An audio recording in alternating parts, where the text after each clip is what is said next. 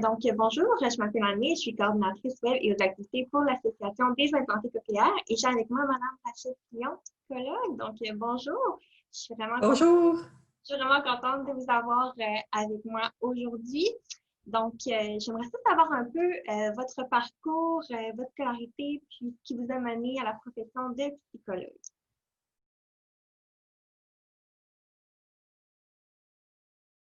Mm. Bien sûr. Ben moi, en fait, je suis née sourde totale. Donc, c'est une surdité tellement importante que les prothèses, ça ne fonctionnait pas avec moi. J'avais contracté un virus dans les dernières semaines de la grossesse, en tant que petit peu avant ma naissance. Alors, je suis née sourde et après ça, là, les prothèses, ça ne fonctionnait pas du tout. Fait qu'on est resté comme ça. Parce qu'à l'époque, c'était encore expérimental. Fait qu'on ne pouvait pas encore m'implanter. Fait que j'ai reçu l'implant à l'âge de 8 ans. Puis après ça, ben, j'ai continué à porter l'implant jusqu'à aujourd'hui.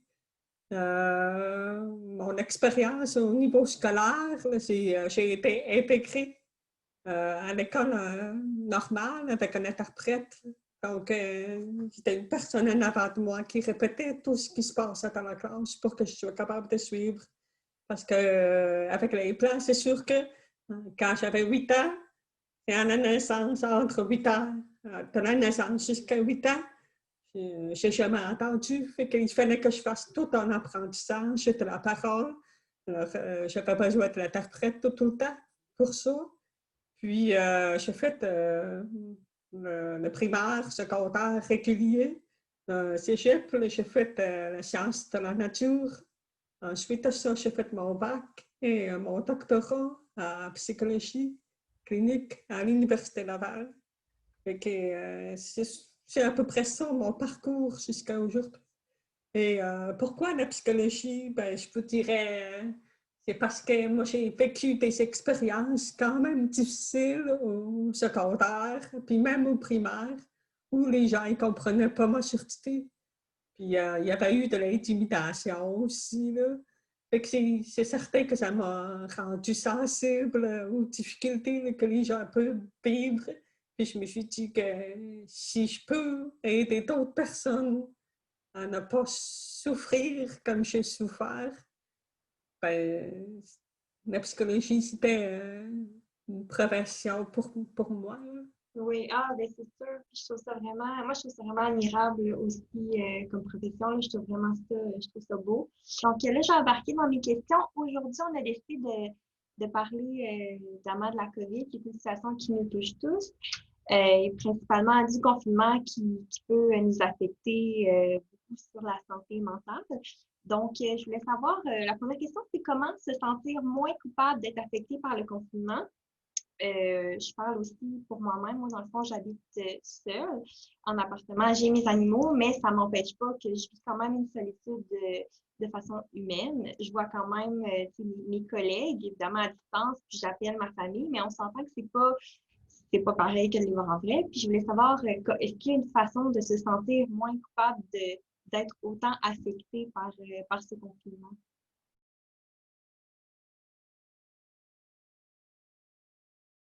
Mm.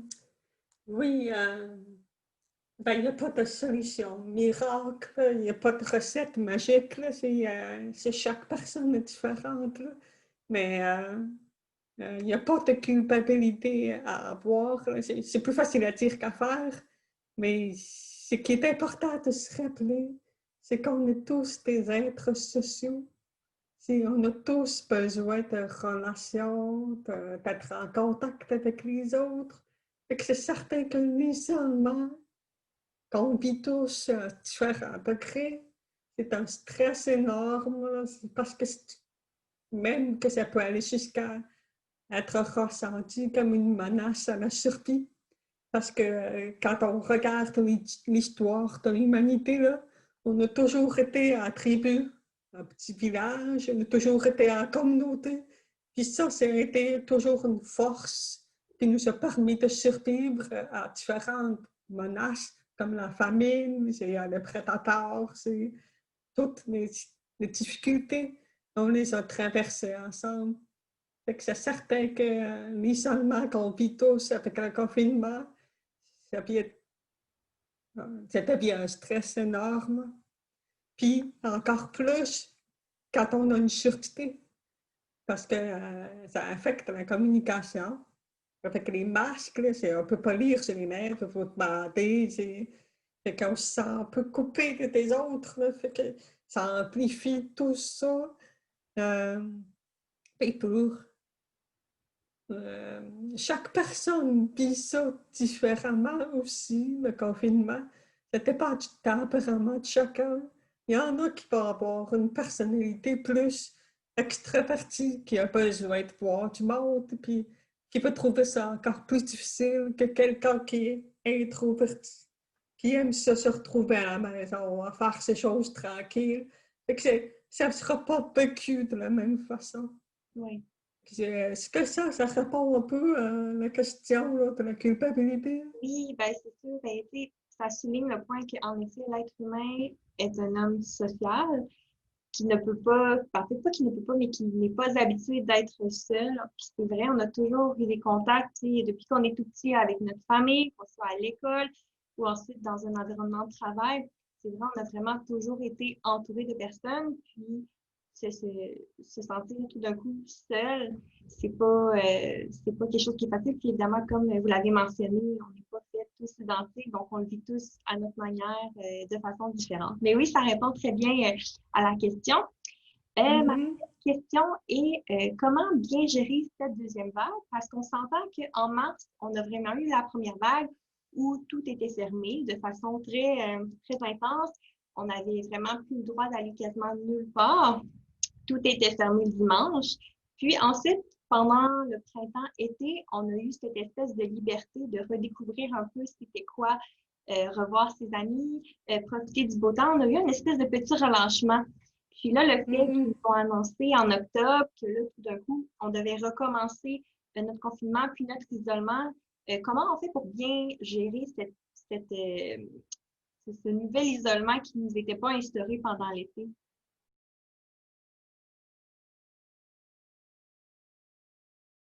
Mhm. C'est pas évident, c'est pas facile, parce que pour certains, ça peut être même une retraumatisation. Si la première vague a été difficile, ça se peut que la deuxième soit encore plus difficile que la première. Il y en a d'autres aussi que ça va être différent. Il va dire que la première était pire que la deuxième. Ça dépend de chacun. C'est difficile de dire comment on pourrait vivre ça. C'est difficile d'anticiper. Et comment bien gérer ça? C'est moi, je voudrais introduire le concept de marathon. C'est de voir ça comme un marathon aussi. Puis c'est à s'ajuster en fonction de ça, parce que là, on sait que le virus est là pour rester. Fait que c'est une nouvelle réalité à laquelle on doit s'adapter sur un long terme. Fait que c'est vraiment un marathon. Puis c'est de se demander comment on peut faire pour préserver notre énergie, notre santé mentale pendant cette longue période-là. Mhm. Euh, c'est en gardant contact le plus possible. C'est comme je disais tantôt, on est des êtres sociaux. Fait que de trouver des façons de rester en contact avec la famille, avec les amis, les collègues, le plus souvent possible. C'est important aussi de garder un équilibre aussi, parce que si ces contacts-là deviennent fatigants, là, c'est à se demander aussi, est-ce que j'en fais trop? C'est d'essayer de garder un équilibre Oui. le plus possible dans tout ça. Puis je dirais aussi de garder un rythme de vie régulier. C'est de se lever à peu près à la même heure. C'est comme si on avait un travail. De manger sainement le plus possible, de faire de l'exercice, d'essayer de dormir le mieux possible. C'est de ne pas viser la perfection, parce que si on vise la perfection, on on se donne plus de pression qu'on aurait besoin d'avoir. C'est ça. Aussi, je dirais, c'est important de se faire plaisir, c'est de faire des choses qu'on aime, de prendre un bain, de sortir dehors avec un animal ou un ami, euh, d'explorer vos passions, c'est n'importe quoi. Puis ce serait puis ça, le plaisir qu'on se donne, c'est un peu comme une essence qu'on se donne, c'est pour pouvoir continuer plus longtemps. C'est pas parce qu'on est dans une période noire qu'il faut arrêter d'avoir du plaisir. C'est vrai. C'est important de continuer à te dire, oui, c'est difficile, mais je prends soin de moi pour continuer à avancer. Je donne l'exemple du voyage. Là.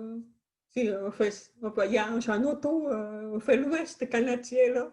Il faut qu'on s'arrête à quelque part pour pouvoir dormir, pour pouvoir manger, pour mettre de l'essence. Il faut pouvoir s'arrêter de temps en temps pour continuer à avancer. Fait que se faire plaisir, c'est un petit peu ça aussi. C'est ce qui nous permet de nous ressourcer et d'avancer. Puis je dirais aussi d'exprimer ce qu'on ressent à l'intérieur. Ça peut être auprès des amis, auprès de la famille, on peut en parler, se confier. Ça peut être aller voir un professionnel de la santé mentale. Ça peut être aussi de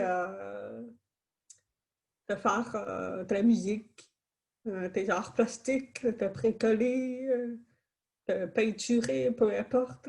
C'est d'exprimer qu'est-ce qu'on ressent à l'intérieur de soi, puis de le sortir de notre corps, dans le fond. Là.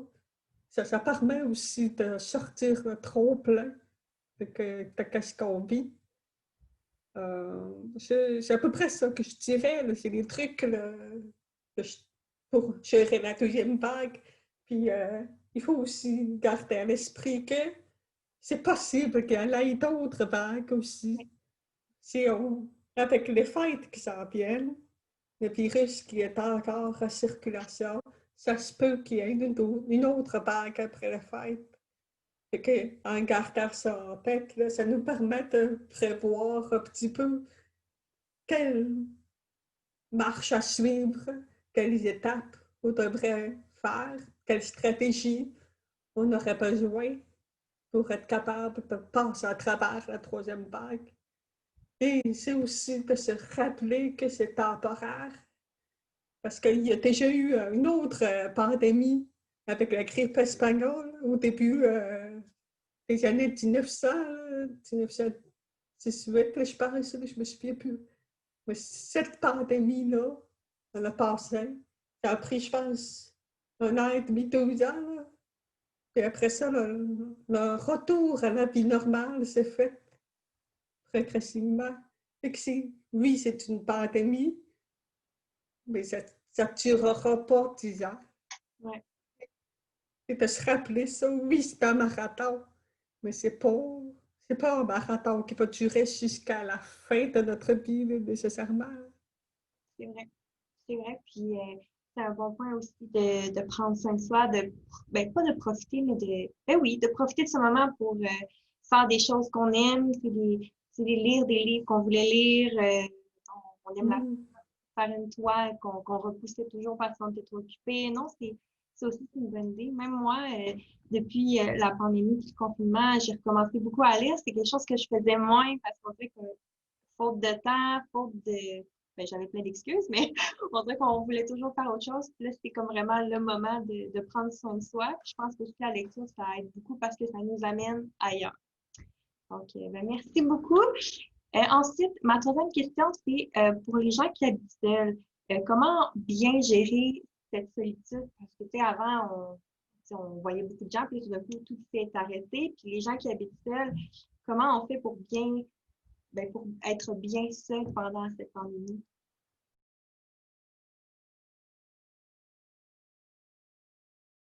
Oui. C'est la solitude, comme je disais, c'est difficile à vivre déjà à partant. Fait que c'est le truc, là, c'est de garder contact avec les gens qui vous font du bien. Puis, le gouvernement Legault, là, il a permis aux gens seuls de recevoir des personnes. Ils ont assoupli les exigences là, du confinement pour les gens qui vivent seuls. Puis, je trouve que c'est une bonne chose parce que c'est ça qui va vous permettre de continuer à avancer, là, de continuer à voir des gens. Euh, J'avais quelque chose, j'ai perdu mon idée. Et c'est ça, c'est de vous exprimer avec le sport, avec les arts, l'écriture, le bricolage, le jardinage, peu importe vos passions. Puis, ah oui, je viens de retrouver mon idée. C'est quand on est toute seule. Et le premier confinement, c'est peut-être ça que ça a fait aussi pour ceux qui sont tout seuls. En ayant moins d'activités, on se retrouve un peu face à soi-même. On se retrouve un peu avec nos questionnements, c'est notre malheur, nos difficultés. Fait que là, on se retrouve des fois devant vide et on se dit, ah, mon Dieu, je pensais pas que ma vie était comme ça. Fait que ça permet de réaliser beaucoup de choses puis de faire le point sur notre vie. Là. Ça a été ça pour moi aussi. Ça a été une période de remise en question, de réflexion. Mais c'est certain que la solitude peut ajouter une gauche de plus, ou c'est un peu plus lourd. Je ne sais pas comment je pourrais l'exprimer autrement. Là. Mais on est vraiment face à soi, mise à nu sans personne d'autre. C'est comme vraiment le moment de faire une introspection, puis de se regarder.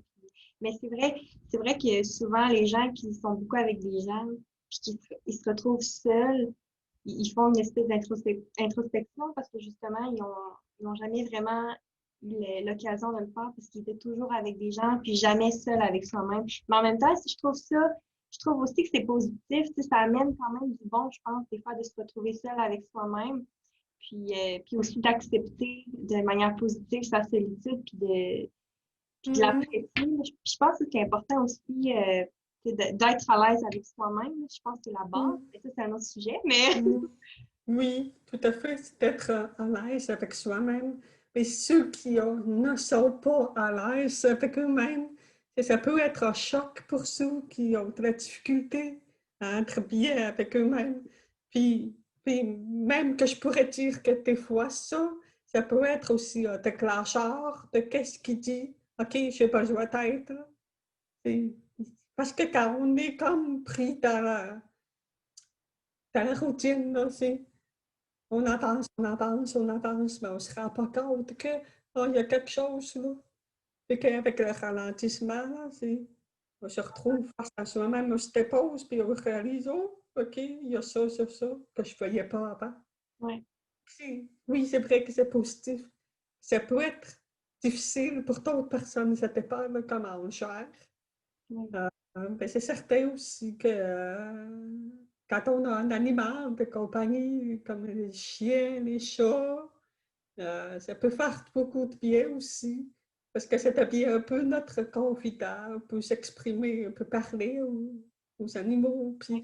ça permet de sortir un peu qu'est-ce qu'on porte à l'intérieur de soi. Puis ça peut être aussi une bonne chose de sortir, d'aller dans les parcs, le contact avec la nature, ça peut faire du bien aussi.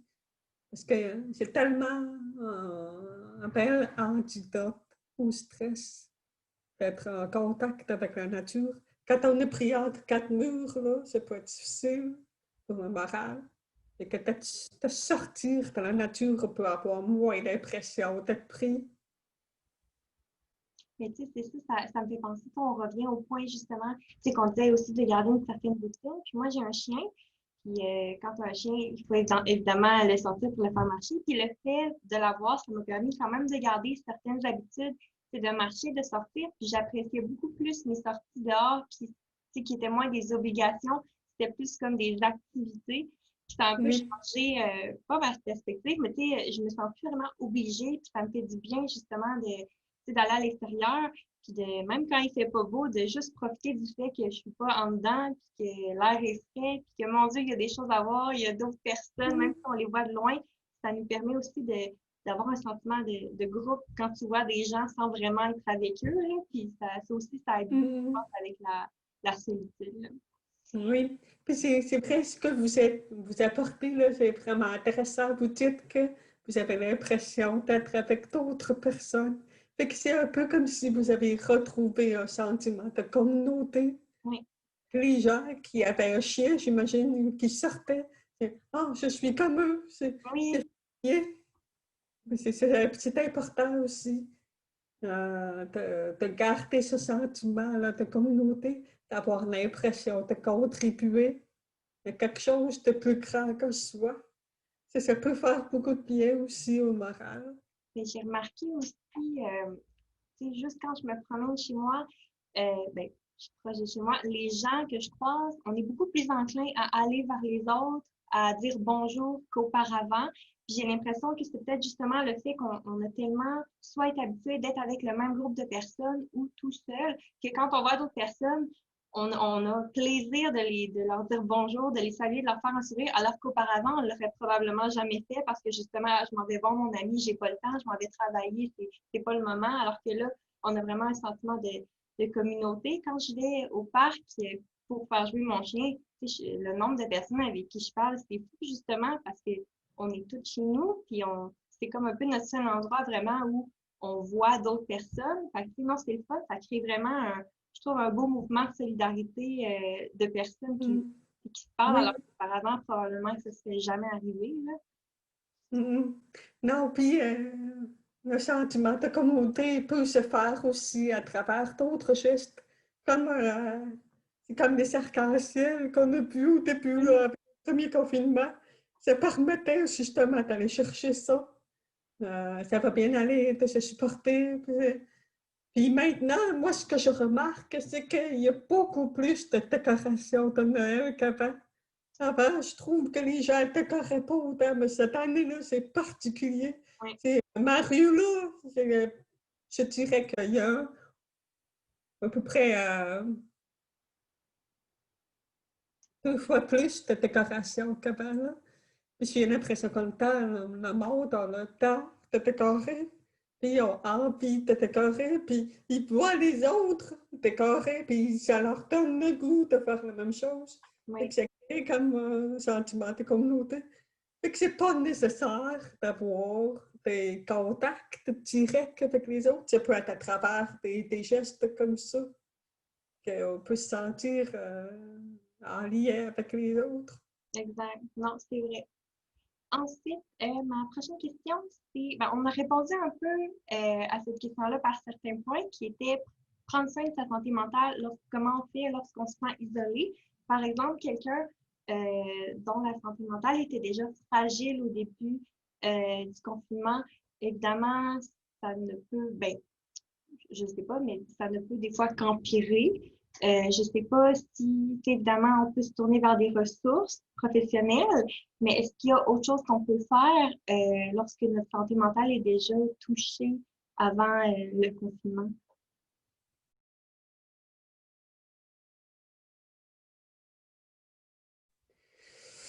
Hmm.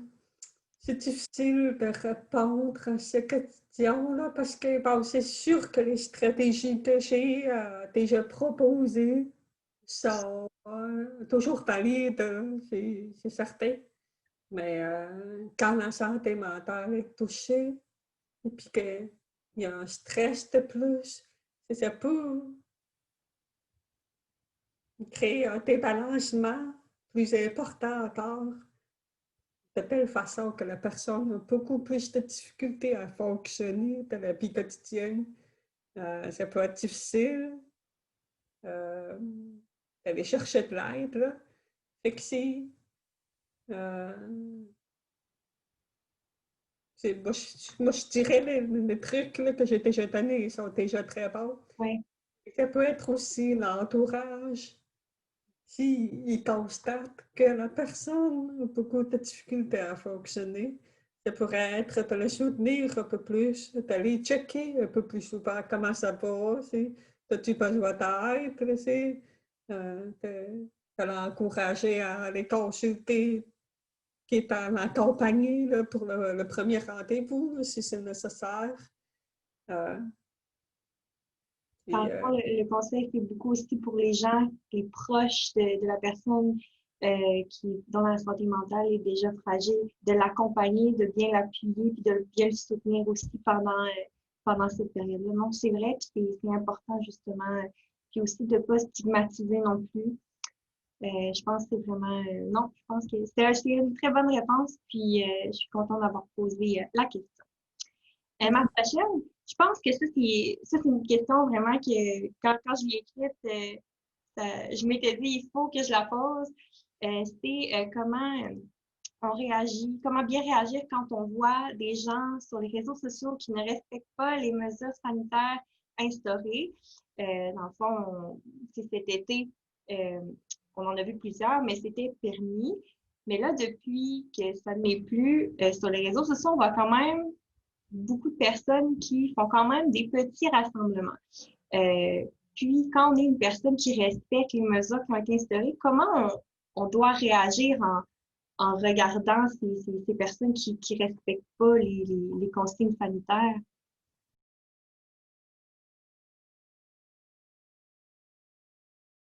mm, ça, c'est pas évident, là. On est tous confrontés à ça. C'est une excellente question. Euh, Aussi, les gens qui refusent de suivre les mesures sanitaires, euh, j'ai l'impression que ces gens-là essayent de répondre à leurs besoins du mieux qu'ils peuvent, là. Ils peuvent aussi euh, minimiser les risques que le virus a par rapport au... Comment je pourrais dire ça? Moi, c'est une question qui est assez complexe aussi, là, Oui. qui était justement, tu sais, moi, par exemple, au début, c'est ça, j'ai trouvé ça frustrant quand tu regardes, mettons, ton Facebook, puis tu vois des gens qui font quand même des rassemblements de famille au chalet, puis là, tu te dis, mon Dieu, moi, je me prive de voir mes amis et ma famille, Oui. alors que ces personnes-là qui habitent pas dans le même foyer se voient. Puis on dirait que moi, je me suis juste dit, il faut apprendre à avoir un laisser-aller, puis je peux pas m'en faire pour des choses que je contrôle pas. C'est leur décision, Mhm. c'est leur vie. Puis, mais au début, c'est ça, tu sais, ça me frustrait parce que je me privais de voir mes parents. Oui. Mais là, il y a eu un point où je me suis juste dit, je peux plus continuer à me frustrer puis à m'angoisser pour des choses que que je pourrais pas changer. Puis je pense que c'est une mentalité qui est importante à avoir pour pas justement trop se renfrogner puis être fâché envers ce genre Mhm. de situation-là. Donc, Oui, c'est de choisir les batailles, dans le fond, là, parce que, on pourrait essayer d'ostiner tout le monde, là, puis ce serait comme une dépense d'énergie incroyable. Puis comme je disais tantôt, c'est un marathon. Fait que c'est important de choisir les batailles, puis dire, OK, est-ce que ça vaut la peine que je mette de l'énergie dedans? Ou c'est mieux de le préserver puis de le garder pour des batailles qui sont vraiment importantes. Par exemple, la famille proche, un conjoint, les amis proches. C'est de rester dans un cercle plus réduit. C'est on a un peu plus de contrôle là-dessus, mais c'est certain qu'on ne peut pas contrôler les actions des autres non plus. Fait que c'est pas évident. Fait que c'est de trouver des compromis. Je dirais que c'est beaucoup ça. Puis aussi essayer de comprendre les autres personnes. Tu sais, pourquoi ils agissent comme ça. Qu'est-ce qui font qu'ils choisissent de continuer. Peut-être qu'ils ont des raisons. C'est en essayant de les comprendre, il peut peut-être pouvoir se dire, ben, si elle a essayé de me comprendre, ben, je vais essayer de faire la même chose. Et pourquoi vous décidez de suivre les règles? C'est Ouais. de ne pas tomber dans l'accusation, c'est essayer de comprendre l'autre. C'est ça qui peut permettre de faire un pas. Parce que là, on est beaucoup dans la polarisation. On est beaucoup, c'est moi versus les autres. Là, ça crée un genre de clivage. Ça crée. Et que là, on devient comme, ben, toi, soit t'es pour moi, soit t'es avec moi ou t'es contre moi. Fait que là, ça crée un climat toxique. Et puis, si on essaie de comprendre l'autre, de le questionner, OK, toi, tu penses comme ça, pourquoi? C'est qu'est-ce qui t'a fait penser comme ça? C'est quoi les arguments? Des fois, ça peut aider à la personne à réaliser, oh, OK, ben, peut-être que, peut-être que je devrais penser autrement. Ouais, dans le fond, se mettre à la place de l'autre pour qu'éventuellement, peut-être la personne comprenne mieux comment nous on se sent vis-à-vis de ses actions. Non, c'est une bonne idée aussi. Puis c'est bien ça aussi, j'ai beaucoup retenu, ben, j'ai bien retenu le fait de ne pas tomber dans l'accusation parce qu'on s'entend que c'est facile d'entrer puis Oui. d'accuser les gens alors que des fois on ne comprend pas leurs actions puis on ne comprend pas le pourquoi. Puis c'est important de se mettre à la Mhm. place. Non, c'est un très bon point. Ensuite, mon autre question, ça change un peu de dynamique, c'est comment bien gérer son temps à la maison en situation de télétravail. On Oui. s'entend, il y a des gens qui aiment le télétravail, il y a des gens qui n'aiment pas ça. Puis comment on fait pour bien gérer, tu sais, quand par exemple on a deux enfants, le chum aussi est à la maison, puis là, mon Dieu, c'est tout ensemble, 24 heures sur 24, 7 jours sur 7. C'est un peu, ça peut être facilement la pagaille. Comment on fait pour bien s'organiser?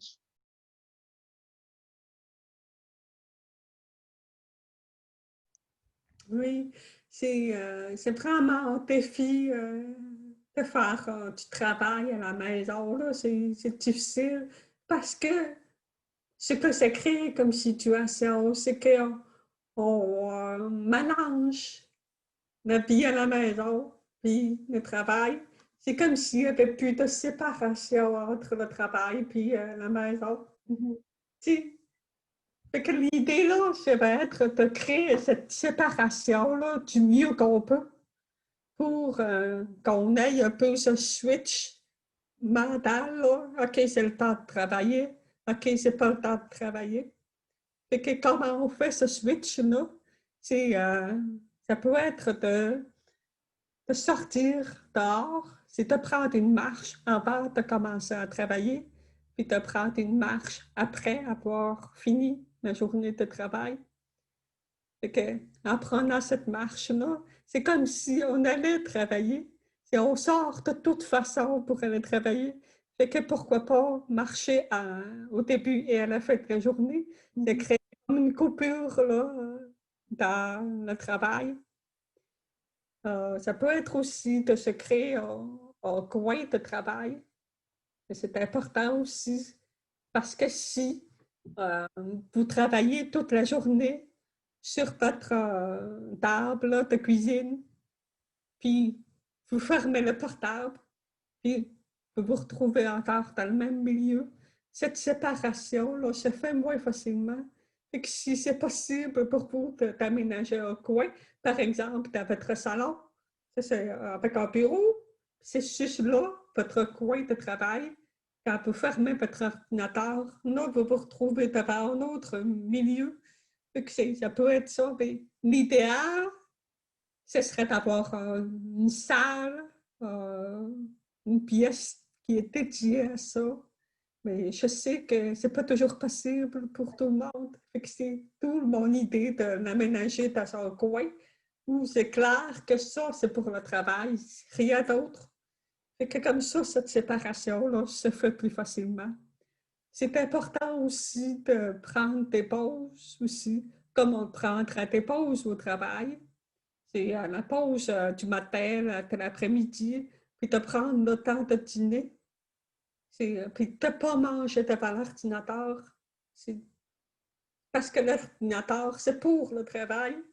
Si tu décroché de ça, ben, si vous voulez vraiment manger devant l'ordinateur, ben, peut-être en profiter pour faire un Zoom avec un collègue de travail qui mange en même temps que vous, puis que vous pourriez jaser. Ça pourrait peut-être être une exception, je dirais, là, à la règle.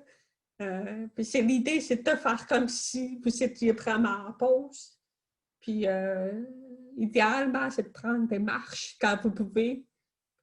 C'est peut-être juste pour s'asseoir sur le balcon là, quand il fait beau aussi. Ça peut être une belle façon de prendre une pause aussi dans la journée. Puis c'est aussi important de garder des contacts avec vos collègues.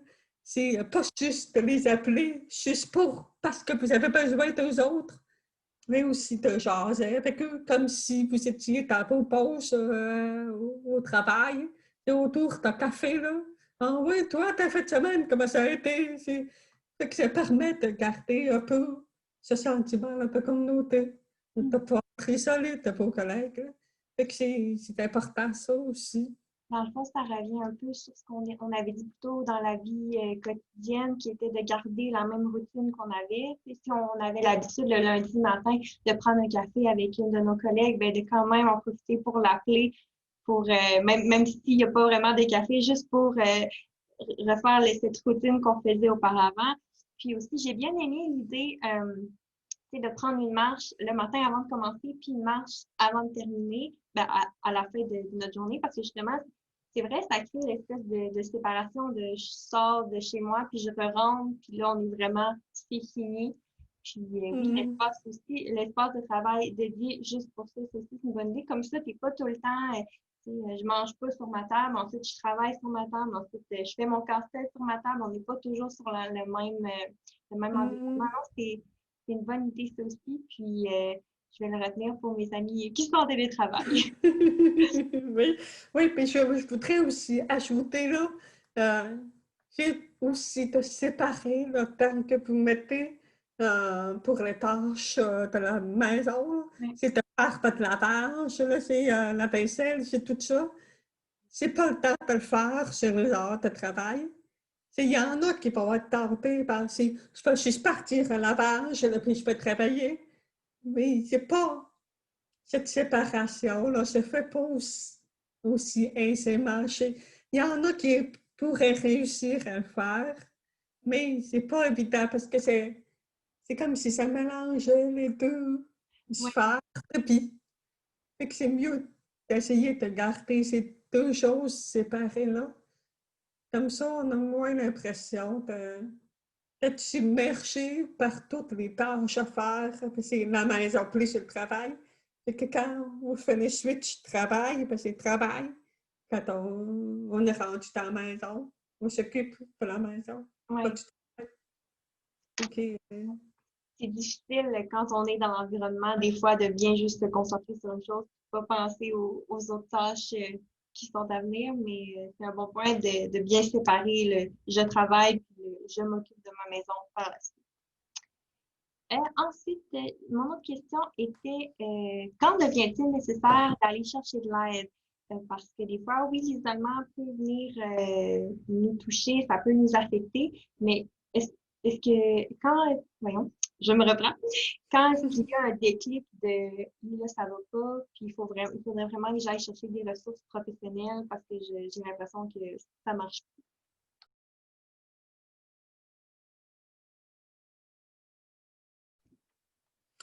C'est quand on se sent en détresse, finalement, quand on se sent dépassé partout, quand on a de la misère à fonctionner, là, on se dit, ben voyons, c'est pas bien dur, j'ai de la misère à faire ma journée de travail, j'ai de la misère à me lever le matin, je suis tellement fatiguée, je suis épuisée. Puis ça peut être aussi quand il y a un énorme impact sur soi ou sur les autres, on devient moins patient avec les enfants. Il y a plus de chicanes avec le conjoint ou la conjointe. On vit une souffrance énorme aussi. Ça peut être aussi quand on a tendance à consommer plus d'alcool ou de drogue, là, puis que ça dérape, là, qu'on perd le contrôle de la consommation. Ça peut être aussi un drapeau rouge là, pour dire, OK, là, c'est le temps de consulter. C'est mieux de ne pas se rendre jusque-là, mais si on peut se dire, oh, OK, là, c'est le temps de consulter. Puis, en plus aussi, quand on a des pensées suicidaires, c'est quand on se dit, ah, il me semble que j'en finirai avec cette pile-là, je suis plus capable. C'est quand on a un discours comme ça qui dit je suis plus capable, c'est comme un ras-le-bol. Puis qu'on a peur de passer à l'acte. Ouais. Si on a peur de perdre le contrôle, puis de dire ah là là là, quand on a des flashs, des fois qu'on pourrait dire ah oui, je pourrais faire un accident là, puis les enfants auraient l'assurance, puis si on commence à penser de cette façon-là, c'est oh, oh, il y a un drapeau rouge, là, vraiment, pour dire je n'ai pas joué à tête. Ouais, c'est très bien. Et ensuite, ma dernière question, c'est quelles sont mes différentes ressources si jamais justement j'ai besoin d'aller me chercher de l'aide? Quelles sont les différentes ressources qui s'offrent à moi de disponibles?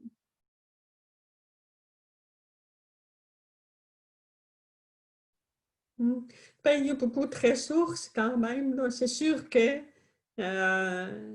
avec le réseau de la santé et des services sociaux qui est toujours là, c'est certain qu'avec la pandémie, on est pas mal surchargé. Il y a une liste d'attente un peu partout pour ça. C'est important que je dise la réalité, là. C'est comme ça. Mais si vous avez une urgence, si vous avez vraiment besoin d'être pris en charge rapidement, comme par exemple lors d'une crise suicidaire, c'est certain que vous pouvez appeler un APAO ou le Centre de prévention du suicide. C'est des gens qui sont disponibles 24 heures sur 24, qui sont formés pour gérer ce genre de crise. Puis, ils peuvent vous accompagner, ils peuvent vous questionner, puis vous aider et vous diriger vers les bonnes ressources aussi. Si vous vivez de la violence conjugale, ça peut être aussi appelé au SOS, violence conjugale. Si vous voulez avoir d'autres ressources communautaires qui sont plus spécifiques à votre besoin, ça peut être appelé Info sociale, le 8AA. C'est un répertoire de différentes ressources communautaires qui peuvent répondre à ce besoin-là. Bien sûr, si vous avez une assurance qui couvre les psychologues au privé, vous pouvez faire appel à nous aussi. On est très sollicité de ces temps-ci aussi, mais c'est possible de trouver quelqu'un au privé pour ça. Sinon, ça peut être au CLSC aussi. Mais oui, il y a une liste d'attente, malheureusement.